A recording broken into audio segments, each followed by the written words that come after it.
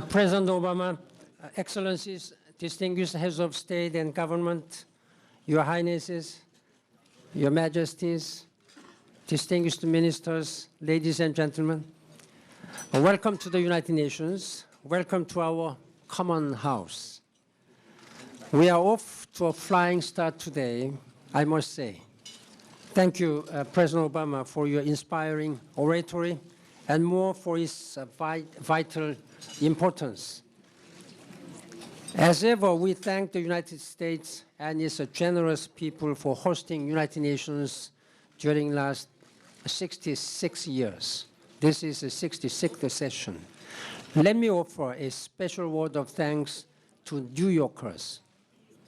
In the last month, they have faced an earthquake, then a hurricane, now a perfect storm of the world's leaders, creating a lot of traffic jams.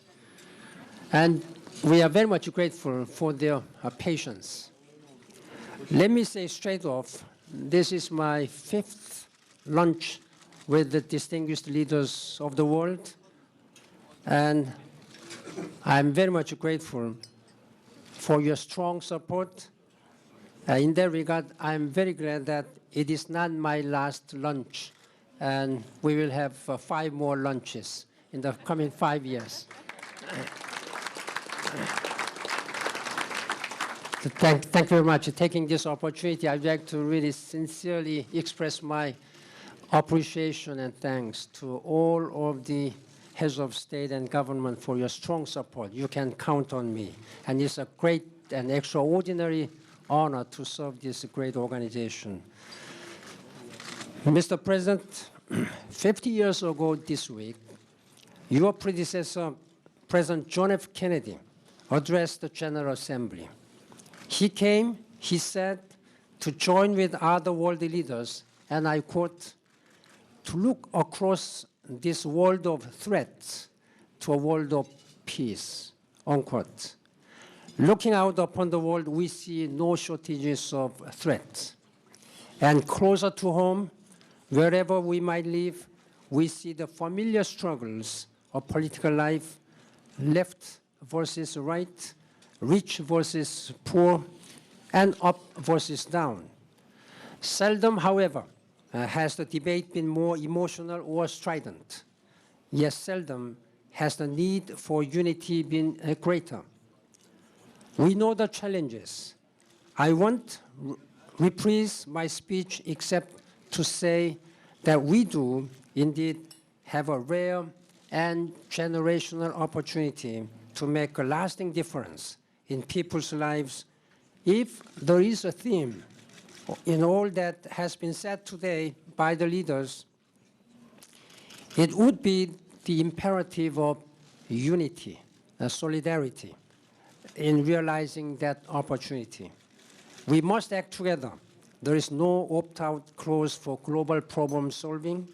Every country has something to give in and to gain. Excellencies, let me close with a question. By any chance, do you ever feel that you have become a slave? You have become a slave to this machine? Somehow I sense that I'm not alone. I have seen so many leaders having and speaking over the phone, even while at the summit meetings. Thanks to devices like this, the world has been more connected. But let us not misunderstand that with being united. Being connected depends on technology. Being united depends on us, on leaders, on institutions, and on the decisions you make. We have come a long way since last year. Outside this building, the new flags of South Sudan and Libya proudly wave in the September breeze.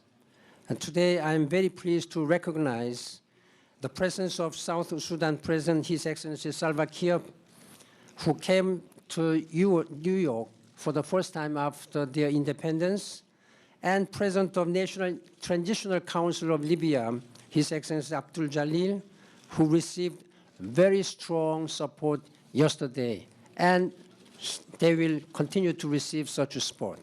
Let us give them a big applause.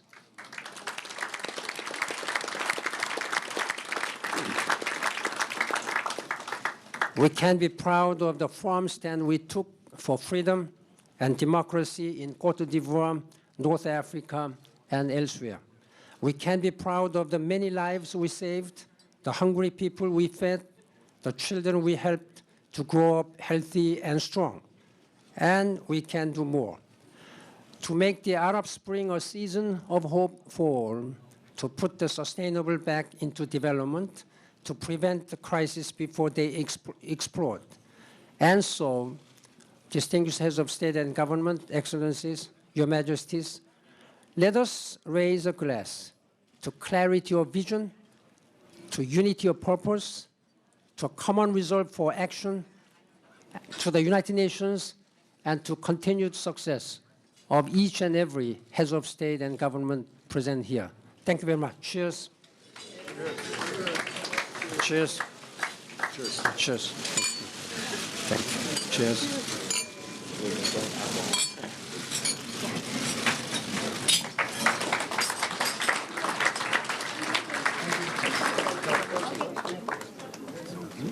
You can.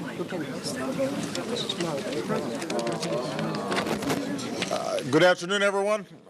These lunches come right after my remarks at the General Assembly, so I've already spoken too long. I just, as the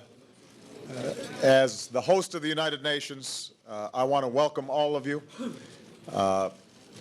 In particular, though, I want to cite Secretary General Ban for his extraordinary leadership. As you begin your second term, I want to take this opportunity to thank you, not just for your leadership, but also for your lessons in life. As we all know, the Secretary General is a very modest man, but he's led a remarkable life.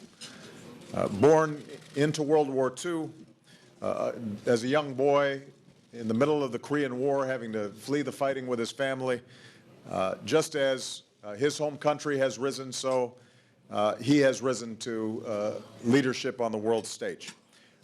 A lot of us are envious of him because in running for a second term, he ran unopposed. And he won unanimously. I'm still trying to learn what his trick is. But Secretary General, that fact reflects the high esteem with which all of us hold you and your leadership. And I want to quote something that you said when you began your new term. We live in a new era where no country can solve all challenges and where every country could be part of the solution. I could not agree more. Today, we see the difference you've made in Côte d'Ivoire, in Sudan, in Libya, in confronting climate change and nuclear safety, in peacekeeping missions that save lives every single day. So we want to salute you. We want to salute those who serve in UN missions around the world, at times at great risk to themselves. We give them their mandate, but it is they who risk their lives and give their lives so people can live in peace and dignity. So I want to propose a toast to the leader who every day has to work hard to try to unite nations, and to all the men and women who sustain it, especially those brave humanitarians in blue helmets. In an era of great tumult and great change, let all of us be part of the solution. Sure. Thank you. Cheers.